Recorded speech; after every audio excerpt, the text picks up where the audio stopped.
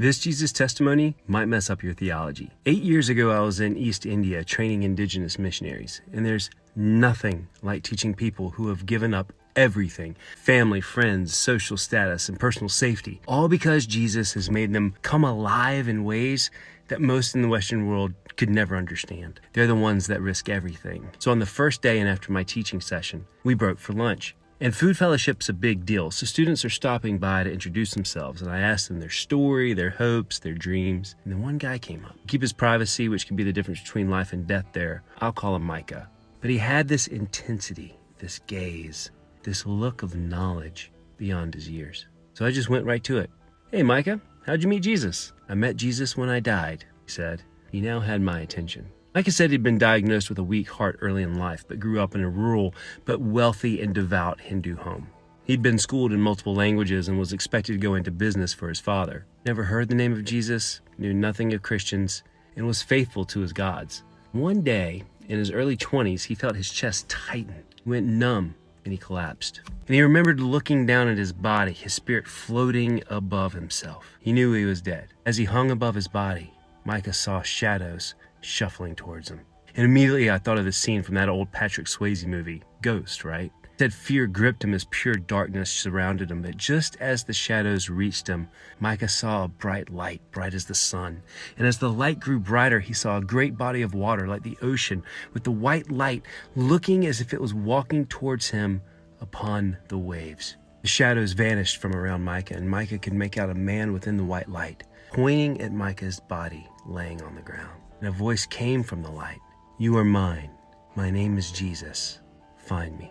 Micah woke in the hospital. He'd been in a coma for days. The doctor said he had been found unresponsive in the street due to catastrophic heart failure.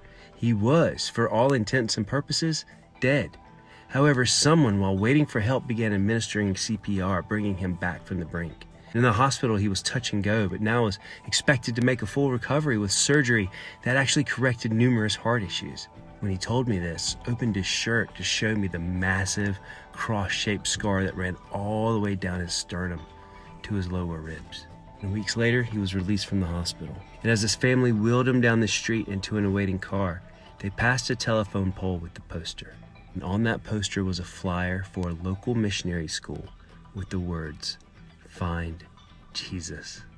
And that was the beginning of a journey. His love for Jesus cost him everything. His family disowned him, his village rejected him, and his financial future was destroyed. But he gained everything, and I had the privilege to train him. He now goes into remote villages in the darkest of places, preaching the love of Christ, sharing his story, and leading people into true freedom and love, not condemnation, not judgment or anger, but pure love. And now you've heard this story and are like, "Wow, yeah, amazing, power of God," all that stuff, right? Take a pause. His testimony brings up some testy theological issues, no?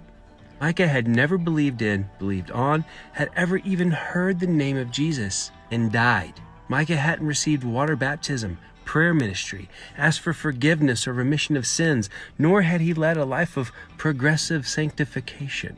His life, as was normal in this part of India, had been dedicated to the vengeful goddess Kali, as well as countless other gods. Never heard the name of Jesus, yet there Jesus was. And when Jesus introduced himself, he didn't say his real name, Yeshua, and he didn't say his name in Bengali, Yeshu. He said Jesus. Why? You can write the English name Jesus in that part of India and get away with it, because very few speak English. That's how crazy this all is. And I believe every single bit of Micah's story. I was there. I felt the resonance from his very being.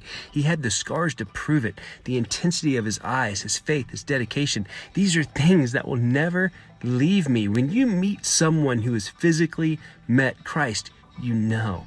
It's a vibe, a frequency shift. It's looking into eyes that know so much more than these three simple dimensions we think is reality. Micah's was the very definition of a life transformed and ready to give his all, even until death, to spread the love of Christ. And his testimony fractures so much of what we believe to be correct theology. You can say whatever you want, that Jesus specially selected him, that he never had a chance to refuse the gospel, so that's why Jesus came to him. But if that's the case, why spread the gospel at all, right? What is the gospel we should be giving away? I know my thoughts on all this, but I'm interested in yours, and I want to hear them. So please, leave your thoughts about this below. Comments, complaints, leave them. Love to read them. Follow for more.